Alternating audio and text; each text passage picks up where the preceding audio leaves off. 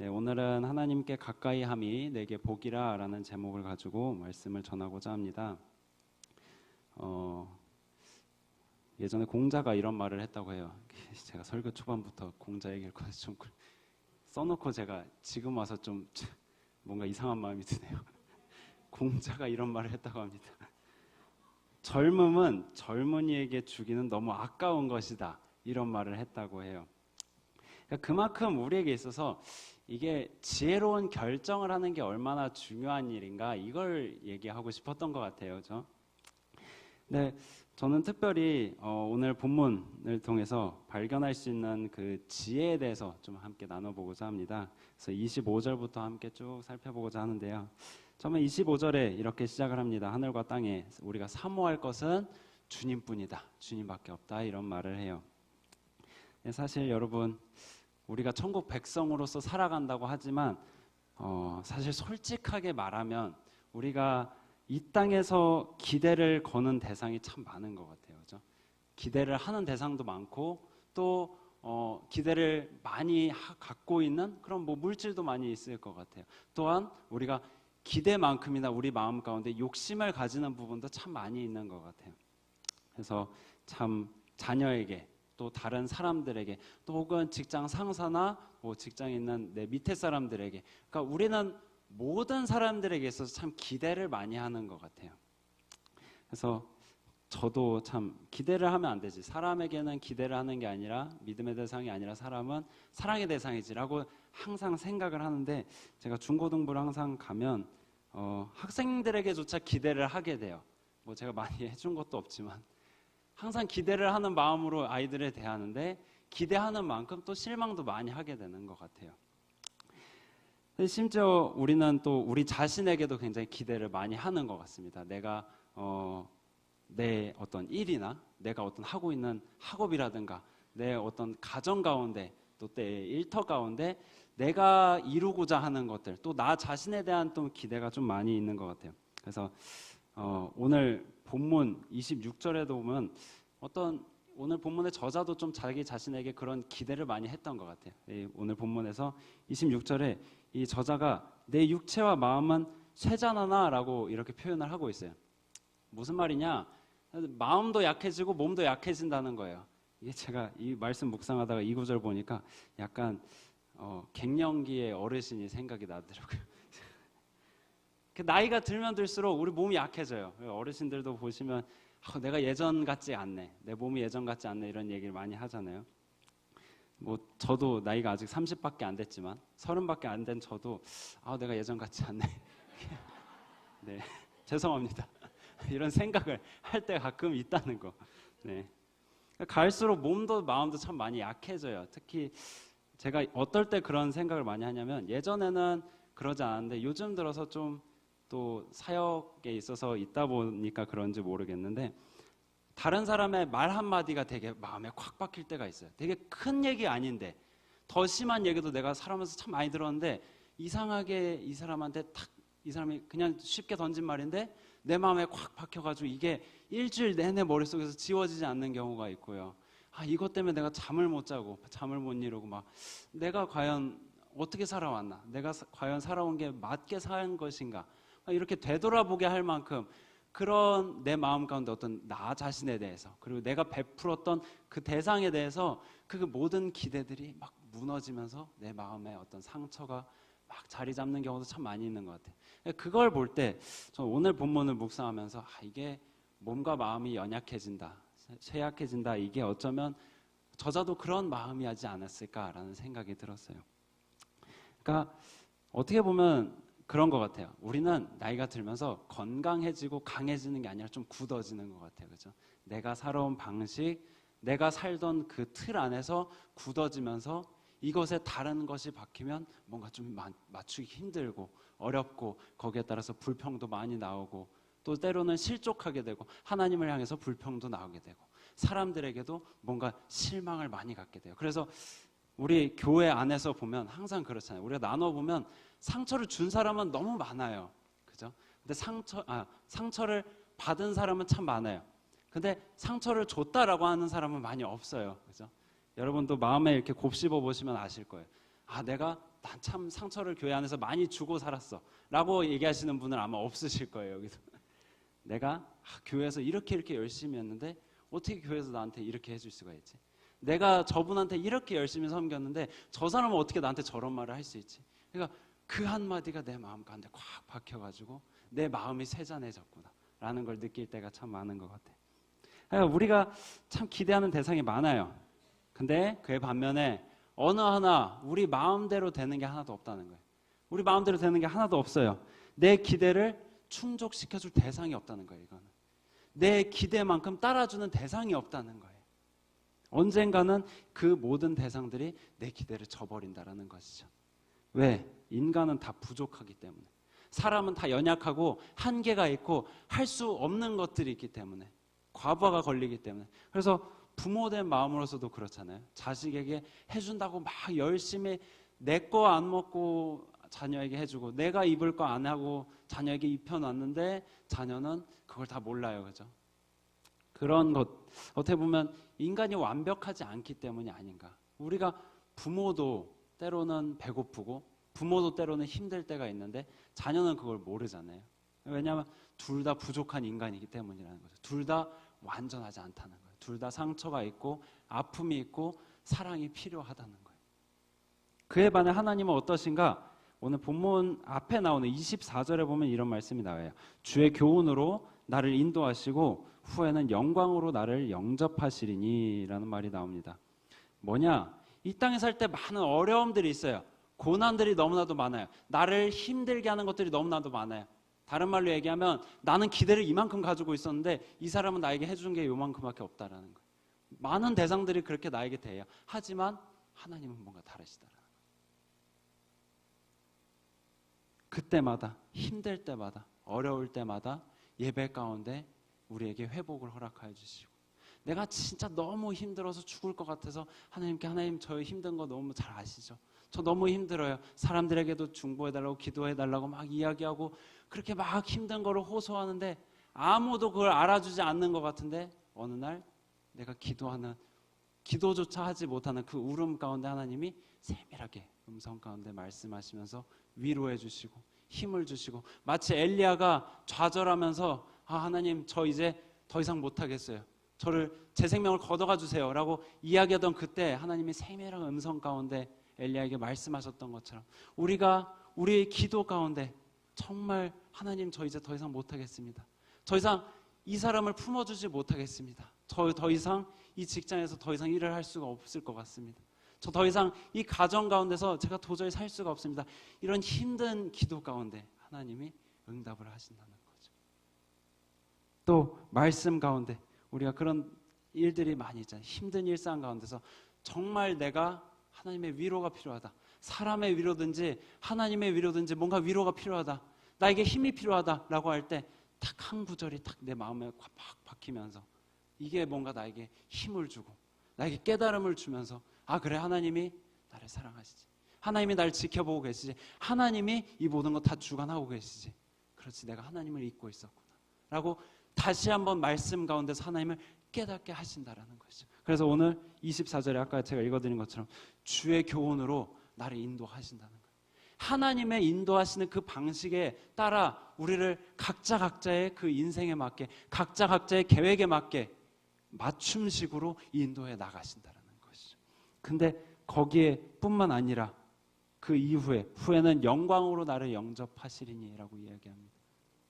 천국 가는 그날까지 다시 말하면 이 땅 가서 내가 힘들 때 어려울 때 잠깐 그냥 얘 죽을 것 같네 한번 살려줘야지 이게 아니라 정말 하나님이 내가 천국 가는 그날까지 비록 나 자신은 신실하지 못하고 난 연약하고 부족해서 나를 의지해서는 내 모습만 봐서는 내가 도저히 천국 가는 그날까지 참 버틸 수 없을 것 같지만 하나님을 보면 내가 그래 버틸 수 있고 그 신실하신 하나님의 그 능력을 보면 그래 내가 주님 나라 가는 그날까지 나는 못 가지만 주님이 날 끌고 가시겠구나 라는 그 고백이 우리의 입술 가운데서 나오게 하신다는 거죠. 그분이 우리가 섬기는 그 아버지 하나님이다라고 오늘 시편 기자는 고백한다는 것입니다.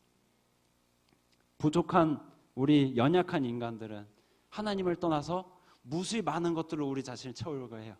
열심히 노력해요. 열심히 피땀을 흘려요.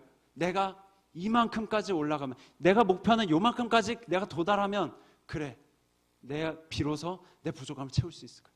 내가 지금 당장은 좀 불행해도 내가 이거 조금 참고 내가 더 열심히 희생하면, 더 많은 것을 포기하면, 그래, 여기까지 도달하면 나는 뭔가 이룰 수 있을 것이고 나는 거기서 채움받을 수 있을 거야 라고 모든 인간들이 무수히 끊임없이 그 하나만을 가지고 여러 갈래로 나갔지만, 그래서 돈으로 채워보려고 하고 뭔가 내 목표, 그 모든 것들을 성취하는 그 성취욕을 향해서 달려가면서 채워가고, 사람에게 기대를 걸면서 그 사람을 향해서 내 모든 것들을 내어주면서 그 사람으로 날 채워보려고 하고, 그 많은 것들로 채우려고 하지만 결국에는 성경에서 하나님 말씀하신 진리는 하나님 한 분만으로만 우리가 채워질 수 있다는 것이죠.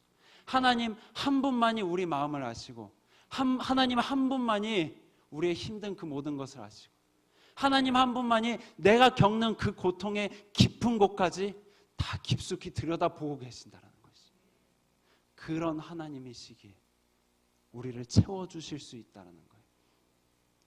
결국 인간은 하나님이 필요해요.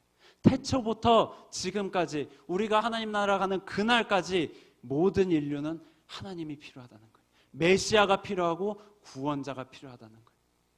그것이 다른 데 있는 것이 아니라 여기 지금 이 자리, 이 성경 안에 우리가 섬기는 그 하나님, 거기에 있다라는 것이. 그래서 26절에 이런 말씀을 저자가 고백합니다. 하나님은 내 마음의 반석이시요 영원한 분기시시라. 쉬운 성경에 보면 이런 말이 나와, 이런 표현을 써요. 하나님은 내 마음의 힘이시다. 마음의 힘을 주신대. 또 현대인의 성경에 이렇게 표현해요. 하나님은 내가 필요로 하는 전체이시다. 또한 27절에서 28절 보면 뭐라고 되어 있냐? 반대로 표현해서 주를 멀리하는 자는 망한다. 하나님께 가까이 함이 복이다. 이렇게 말을 하고 있어요. 요약을 한다면 뭐냐? 하나님이 모든 것이라는 거예요. 우리가 필요한 모든 것일 뿐만 아니라 우리의 부족함을 채워주실 수 있는 유일한 존재라는 거예요. 내가 힘들 때 이 모든 힘듦을 아시고 위로하실 수 있는 분도 하나님 한 분밖에 없고, 내 이 모든 것을 해결할 수 있는, 해결해 주실 수 있는 분도 하나님 한 분밖에 없으시다는 거예요. 어떤 저자가 책에 이런 말을 썼더라고요. 사람들이 많은 경우에 상대방의 이야기를, 고민을 들어주면서 해결을 해주려고 한대요. 근데 그 사람에게 진짜 필요한 건 해소라는 거예요. 근데 희한한 거는 가까운 사람일수록 해결을 해주려고 한대요. 해소를 안 해주려고 하고. 왜? 자꾸 힘든 거 듣다 보면 나도 힘들어지니까. 뭐냐면 인간은 누구나 다 약하다는 거예요. 담을 수 있는 그릇이 한정돼 있다는 거예요. 여러분도 뭐 아시겠지만 우리 다 그런 얘기 하잖아요. 내 코가 석자라고. 각자가 너무 바빠요. 누구나 너무 힘들어요. 깐난 아기는 뒤집느라고 너무 힘들고요. 어른들은 또 그날 하루하루 살아가는 게 너무 힘들어요. 인간은 태어나서부터 죽는 그 순간까지 다 힘들어요. 그죠? 인간은 누구나 힘들다는 거예요. 다른 말로 얘기하면 인간은 누구나 다 하나님이 필요하다는 거죠. 채워지는 양육자가 필요하다는 거예요. 공급자가 필요하다라는 거예요. 질문을 하나 드리겠습니다. 여러분, 누구에게 희망을 걸고 계십니까? 어디에 여러분 소망을 두고 계세요? 내가 뭘 기대하고 있는지 그거 한번 생각해 보셨으면 좋겠어요. 내가 지금 무엇을 기대하면서, 무엇을 목표로 하면서, 뭘 채우기 위해서 그렇게 열심히 달려가는가? 제가 참 이 설교 짜면서 회개를 되게 많이 했는데, 제가 최근까지 옷 하나 되게 갖고 싶었던 게 있었어요. 그걸 향해서 지하철만 타면 그 옷이 보이는 거예요. 저 사람은 저 옷을 입었네. 뭔가 잘생겨 보이고. 나도 저 옷을 입으면 잘생겨지겠지? 근데 여러분, 결국에 제가 이 말씀 묵상하는데 하나님 마음 가운데 감동으로 주신 게 뭐냐? 제가 깨달은 거, 그 지혜가 뭐냐면, 그 옷을 입을지언정 제가 뭐 얼마나 채워지겠냐는 거예요. 이 얼굴이 어디 가겠냐는 거예요. 그죠? 이 얼굴이 바뀌면 안 되잖아요. 그죠? 여러분들 혼동되시니까. 그죠? 여러분, 주님만 사모하셨으면 좋겠습니다. 주님께만 기대를 거셨으면 좋겠어요. 주님만 사모하면요, 우리가 좌절할 일이 없어요. 우리가 실패할 일이 없어요. 우리가 넘어질 일이 없어요. 상처받을 일이 없어요. 인간에게는 우리가 상처를 받을 걸 알아요. 여러분 저보다 더 잘 아실 거예요. 많이 해보셔서. 하지만 상처를 받을 걸 알면서도 인간은 무수히 거기에 희망을 걸어요. 기대를 걸고 사랑을 줘요. 마음을 주고. 우리가 경제가 살아나겠지. 내가 주일날 열심히 주일날도 일하면 조금이라도 더 일하면 그래서 조금 더 돈을 벌 수 있겠지. 돈을 조금 더 벌면 우리 집이 좀 더 나아지겠지. 우리 집 가정 형편이 좀 더 나아지면 우리 생활이 좀 더 윤택해지겠지. 그럼 행복해지겠지. 끊임없는 굴레라는 거예요. 그 경지에 도달하면 그 위치에 달하면 또 내가 이것만 더 있으면 행복할 텐데. 이것만 더 있으면 행복할 텐데. 제가 저번 주에 이제 중고등부 설교 때 그걸 틀어줬어요. 북한 성도들 어떻게 신앙생활하나. 좀 세긴 한데 이 성도들은 성경책 한 권 요거 받으려고 20년 40년을 기도한대요. 그 쪽복음 하나 받으면 요 한 장 받으면 요걸 달달달달 외운대요.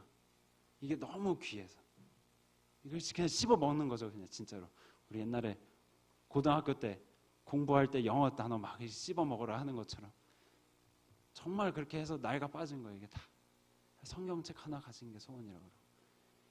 하나님께 찬양을 좀 크게 해보고 싶어서 탈북을 하는 거예요. 총 맞을 위험을 감수해 가면서 하나님께 내가 찬양 좀 크게 해보고 싶다. 기도를 좀 마음껏 해보고 싶은데 기도를 못해서 탈북을 한대요. 자녀 손 붙잡고 자녀가 총을 맞아서 옆에서 죽어서 쓰러지는데도 달려가는 거예요. 왜? 그 주님이 주신 그 소망이 있기 때문에. 그래 내가 주님을 예배하면 그곳에 참 기쁨, 참 소망이 있을 거예요. 그 하나님의 그 존재 하나만을 바라보면서 나아간다는 거예요.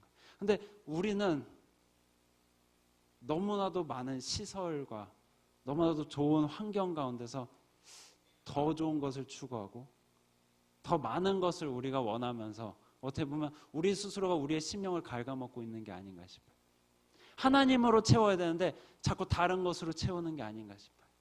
오늘 본문에서 저자가 이야기하는 것은 무엇인가? 하나님을 가까이 하는 게 복이래요. 여호와를 가까이 하는 게 복이래요. 이 교회당에 뭔가를 채우고 우리 집에 뭔가를 채우고 내 삶 가운데 뭔가를 채우는 게 복이 아니라 내 건강을 채우고 돈을 채우고 통장을 채우고 그게 복이 아니라 여호와를 가까이 함이 복이다라고 이야기한다는 거예요.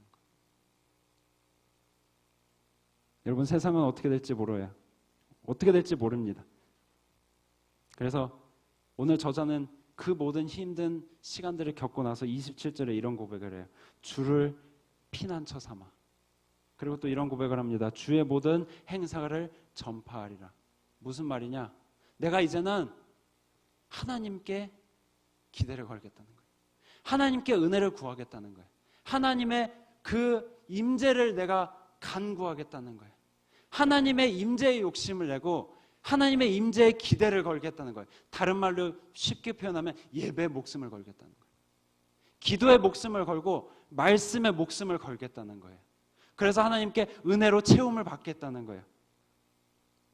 내가 밖에서 상처받으면 주를 피난처 삼아서 주님께 달려가서 내가 보호를 받겠다는 거예요. 주님의 날개 그늘 아래서 쉼을 얻겠다는 거예요. 거기서 안식을 취하고 주님의 임재 안에서 내가 평안을 취하겠다는 거예요. 그렇게 하고 나서 어떻게 할 것인가? 그럼 내가 주의 전에 앉아서 그냥 맨날 예배만 드리고 그냥 여기서 내가 은혜만 누리고 앉아 있을 것인가? 그게 아니라 은혜를 받은 것 가지고 나아가서 주의 그 모든 행사를 내가 전파하겠습니다라고 이야기한다는 거예요. 내가 주님께 받은 은혜를 세상 가운데서 나에게 허락하신 그 모든 가정과 일터 가운데서 내 주변 사람들에게 주님이 허락하신 그 은혜를 내가 전하겠다는 거예요. 저는 우리 경로대학의 우리 교수진 분들께서도 그런 마음으로 섬기시는 게 아닌가라는 생각이 들어요. 정말 주님으로부터 받은 은혜가 없으면 어떻게 거기서 섬기겠어요, 그죠? 또 교회 곳곳에 작은 곳에서 섬기는 그 모든 손길들이 왜 귀하냐? 주님으로부터 받은 그 은혜를 가지고 하기 때문에. 주님께 받은 힘을 가지고 그 힘으로 공급을 받아서 하기 때문에 그게 귀하다는 것이죠. 주님과 함께 하기 때문에 그것이 값지다라는 것이죠. 그렇기 때문에 거기에 생명이 있고 거기에 운동력이 있다라는 거예요. 주님의 임재가 우리의 손길을 통해서 전해진다는 것이죠. 주님의 우리를 채워주실 것이에요. 언제? 우리가 주님께 기대를 걸 때. 주님이 우리를 채워주실 것이에요. 언제냐? 우리가 주님 안에 소망을 둘 때, 주님께만 소망을 둘 때, 주님 안에서 내가 희망을 찾으려고 할 때 주님은 우리를 채우실 것이라는 거예요. 우리가 기대를 거는 것 이상으로 채워주실 거다라고 오늘 본문의 저자는 이야기하고 있다는 거예요. 말씀을 마무리하겠습니다. 요즘 사회는 노인을 참 경시하는 풍조가 되는 것 같아요. 특히 돈이 없으면 참 서러워지는 시대라고 이야기해요. 제가 얼마 전에 되게 화가 나는 일이 있었어요. 뭐냐면 어떤 우리나라 부자 중에 한 명인데 제가 지금은 누군지 정확히 기억이 안 나는데 그냥 인터뷰하는 것만 봤어요. 근데 이 부자가 뭐라고 이야기하냐면 돈이 있다고 행복한 것은 아닙니다라고 이야기하더라고요. 돈이 많다고 제가 행복한 것은 아닙니다. 그런데 돈이 없을수록 특별히 돈이 없는 노년은 불행합니다. 불행할 수밖에 없습니다라고 이야기하더라고요. 제가 되게 화가 났어요. 제가 웬만하면 잘 화를 안 내는데 엄청 화가 나더라고요. 자기 배 부르자고, 자기 혼자 배 부르자고 주변에 있는 사람들 다 힘들게 만드는 거예요. 내가 오늘 본문 표현 빌자면 내가 채워지자고 주를 멀리하고 있는 거예요. 나만 멀리할 뿐만이 아니라 내 주변에 있는 사람들까지 주로부터 멀어지게 한다는 거예요. 뿐만 아니라 하나님의 진리를 왜곡을 하고 있어요. 돈이 최고다. 노년에는 특히 돈이 없으면 안 되라고 이야기한다는 거예요. 그래서 나는 불행하지 않게 해서 돈을 벌고 있어. 근데 너희들은 돈이 없으니까 불행한 거예요. 이렇게 이야기를 한다는 거예요. 이 나라가 그런 가치관으로 인해서 얼마나 많이 썩어가고 있는지 우리가 너무 많이 보고 있잖아요. 그죠? 근데도 여전히 그렇게 나와서 떳떳하게 이야기한다는 게 너무 화가 나더라고요. 우리나라에서 정말 이 나라를 위해서 희생하고 정말 뭐 제가 팔은 안으로 굽는다고 이런 얘기하는 건 아니지만 정말 어르신들 위해서 이렇게 섬기고 정말 작은 아이들 위해서 봉사하고 정말 어려운 곳곳에 찾아가서 그렇게 힘들게 봉사하시는 그런 분들한테 정말 행복이 있어야 되는데 그런 분들이 정말 거기 나와서 저는 행복합니다 이렇게 이야기할 수 있는 사회가 돼야 되는데 그런 사람들이 나와가지고 난 돈이 있기 때문에 행복하다. 아니 행복하진 않지만 최소한 불행하진 않다라고 이야기를 하고 있다는 거죠. 근데 그거를 또 많은 사람들이 미디어를 통해서 접하면서 영향을 받는다는 거예요. 내가 돈이 없어서 불행하구나 라고 생각을 한다는 거예요. 그래서 끊임없이 내가 행복하기 위해서 돈을 벌기 위해서 남들을 짓밟기 시작한다는 거예요. 저는 노년의 아름다움은 지혜에서 나온다고 믿습니다. 그리고 그 지혜는 하나님을 경외하는 자세에서 나옵니다. 물론 젊은 것은 좋아요. 누구나 좋아해요. 그죠? 왜? 젊다는 것은 다른 말로 얘기하면 기회가 있다는 거잖아요. 그죠? 기회가 있는 것이고 가능성이 있는 것이고 제가 뭐 항상 여기 올라와서 긴장돼가지고 막 실수해도 여러분이 웃고 넘기시는 것은 제가 젊기 때문이죠. 나이가 들었는데 여기 앉아가지고 맨날 25절이 아니네요. 이러면 안 되잖아요. 그죠? 근데 여러분이 웃고 넘기시는 건 제가 젊기 때문이에요. 그만큼 젊다라는 것은 기회와 가능성이 있기 때문에 다음번에 실수 안 하겠지. 그죠? 감사합니다. 위안이 되네요. 다음번에 실수 안 하겠습니다. 근데 제가 그래서 서두에 말씀드렸다시피 공자가 그런 얘기를 한 거 아닌가 싶어요. 정말 공자가 얘기한 것처럼 젊으면 젊은이에게 주기 너무 아까워요. 그죠? 여러분들한테 젊음이 다시 한번 찾아온다면 정말 귀하게 쓰실 텐데, 그죠? 근데 제가 오늘 본문을 묵상하는 가운데 한 가지 든 생각은 뭐냐면 이걸 반대로 얘기하자면 기회를 잘 살릴 지혜가 노인에게 있다라는 것이죠.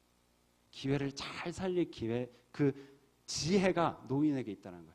저는 그 지혜가 없지만 뭐 그렇다고 제가 너무 또 젊은 건 아니지만 저보다는 비교적 그 기회를 잘 사용할 지혜가 여러분들한테 있다는 거죠. 그럼 그 기회란 무엇인가? 하나님을 제대로 믿을 기회라고 생각을 해요. 하나님을 제대로 믿고 신앙생활을 제대로 할 기회, 그리고 하나님과 함께함으로 복을 얻을 그 기회를 잘 살릴 지혜가 저는 저보다 여러분들에게 더 많이 있다고 생각을 합니다. 우리 모두는 이 귀한 기회를 가진 사람들이에요. 그렇기 때문에 이 기회를 잘 살리기 위해서 사실 여러분 여기 오신 거잖아요. 그죠? 이 자리 가운데서 예배를 드리면서 찬양을 올려드리면서 기도 가운데 하나님을 만나고 하나님의 채우심을 경험하면서 그 가운데 복을 누리고 또 하나님과 함께한 그 시간으로 또 내 인생을 또 채워나가고 그 가운데 내가 진정한 행복을 찾고, 그것이 저와 여러분이 꿈꾸며 이 자리에 온 이유가 아닌가라는 생각이 듭니다. 오늘이라는 기회가 주어졌기 때문에 또 우리 특별히 이 값진 예배의 시간들, 이 장소들을 허락해 주셨기 때문에 전 여러분들이 이 기회를 놓치지 않으셨으면 좋겠어요. 그리고 평생 주님 앞에 가는 그날까지 이 기회를 항상 지혜롭게 살리셨으면 좋겠어요. 어떻게 살리냐? 내가 젊은이라고 생각하고, 나에게 하나님이 오늘 하루를 주셨구나, 이 기회를, 이 젊음을 내가 정말 지혜롭게 사용해야지, 여호와를 가까이 함으로 이 기회를 사용해야지 라는 그 귀한 마음 가지시면서 하루하루를 정말 주님과 가까이 하시면서 축복을 누리시는 저와 여러분이 되셨으면 좋겠습니다.